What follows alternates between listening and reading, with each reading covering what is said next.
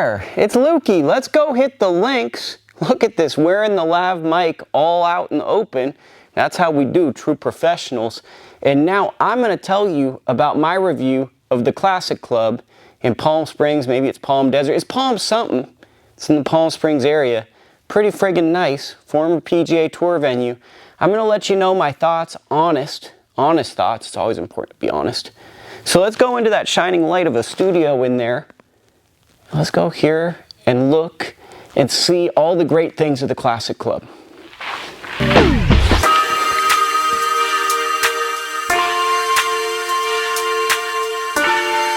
Okay, this is the Classic Club golf course review in Palm Springs, California. If this is your first time to the channel, welcome, thank you.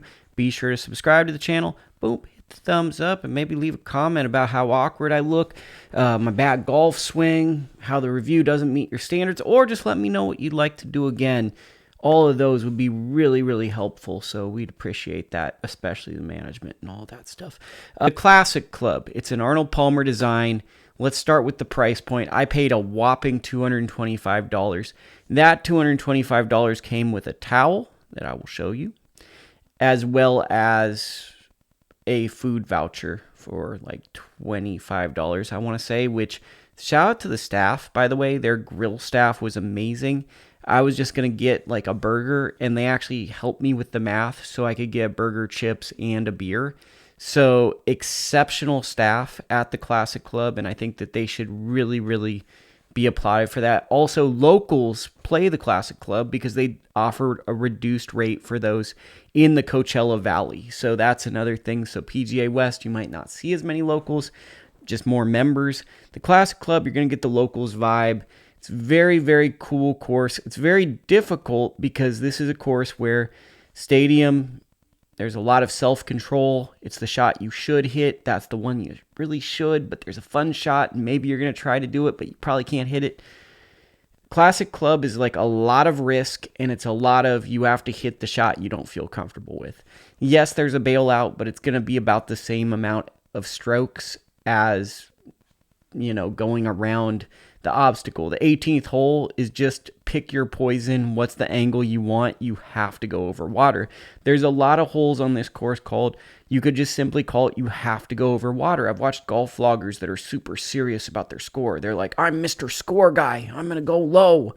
And they're like, I hate this course. It's so friggin' hard. And I think the point of this course is you can't go to Classic Club and be like, I'm going to play in the US Mid-Am and just tear it up. This course is a course where I think you could shoot a 65 and an 88.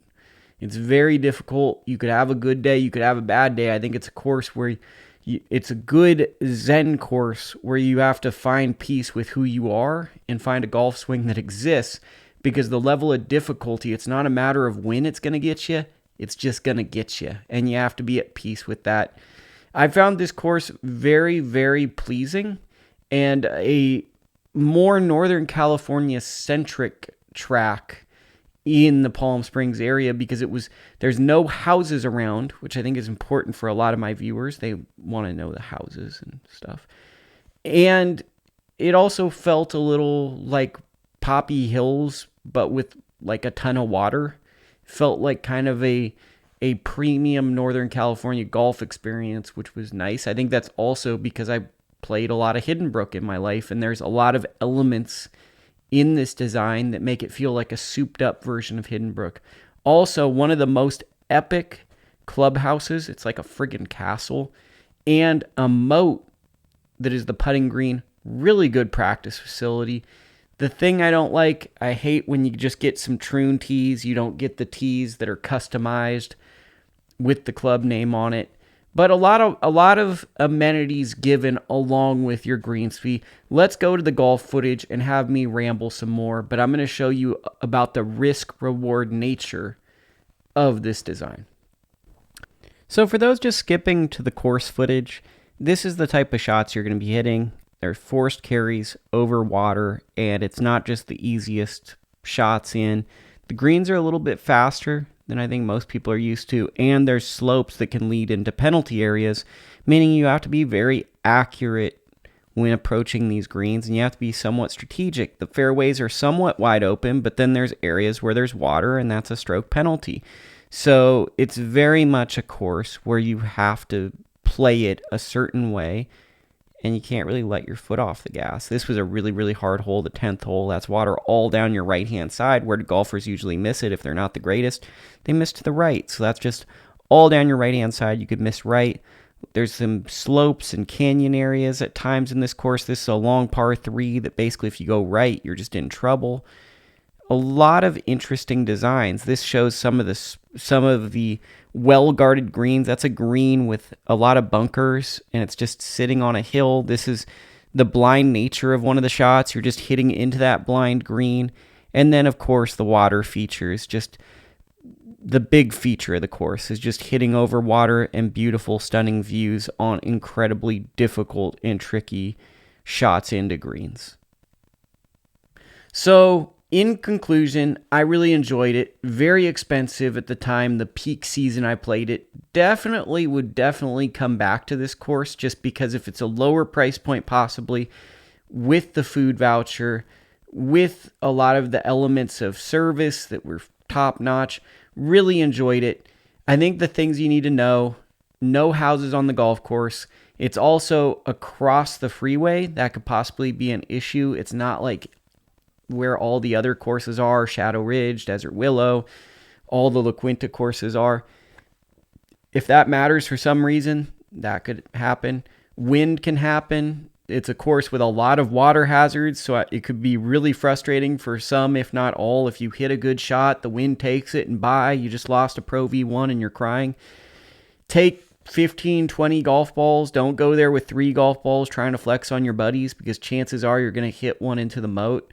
It feels like a golf course that was almost built for television, because the back nine is so epic and seems like it's a high drama Saturday, Sunday finish golf tournament type course.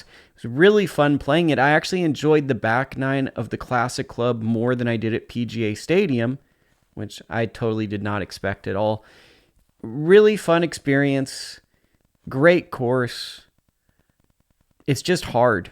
And you have to be able to get the ball in the air, because there's so many water shots. If you can't get the ball in the air, you're just going to be losing golf balls. This is a course where there's not a lot of concessions made. You have to play this course a certain way. And I think that's where maybe some of that label of this is a hard golf course comes from, is you have to get the ball in the air. You have to hit it a certain distance. Yes, it's a little open off at the tee, but it gets small, tight, narrow, and a lot of water comes into play, especially around those greens. I found it fun, but I could find other people finding it challenging. Pick the right tees for this course. If you play this course from the back tees, you are probably going to really not enjoy life.